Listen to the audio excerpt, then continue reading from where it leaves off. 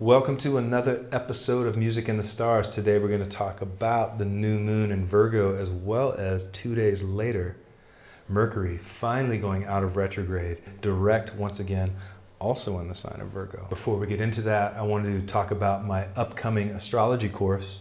If any of you out there are interested in learning the very basics of astrology and really diving deep into what it means, please check out this course.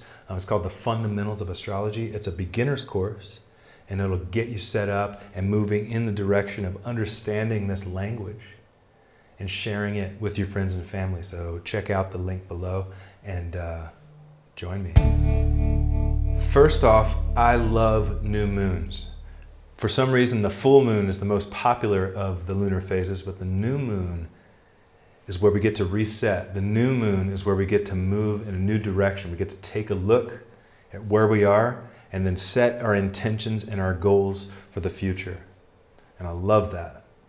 Virgo, precision, detail-orientedness, health and well-being, service, giving yourself to others out into the world, getting yourself organized and yourself in a place where you feel grounded and present enough to be of service to the world around you. All these things are related to Virgo. So now connect that to the new moon. We have an opportunity to really look at ourselves, to really look deep within and see where it is that we're thriving in health and where it is that we're falling short, and to be honest with ourselves. We can always look away when we see something we don't like, but Virgo gives us an opportunity actually to heal that. It gives us an opportunity to be grounded and truthful with what it is that we see. And then we can take that information and move forward with that. And let's keep in mind, 2 days after this new moon, Mercury goes direct, out of retrograde finally. Also in the sign of Virgo. So this energizes this full moon. Again, detail-oriented, paying close attention. Health, well-being, service to others. In the system of the houses, Virgo rules the 6th house. This is the last house of being an individual before we go into partnership and communicating with the world at large. So it's really an opportunity to look at the overall health of how we are before we move in and start connecting with the world around us. So this new moon with Mercury going direct, all in the sign of Virgo, gives us a beautiful opportunity to reset inside. But we have to be honest with ourselves. We have to be willing to look at the places that we may not want to. The analytical nature is now here with us. The analytical nature is now here to help us grow, to help us move forward so we can relate to the world. Again, Mercury retrograde is all about self-understanding, all about observing and communicating with yourself. But now, we move it out. We move it back out into the world.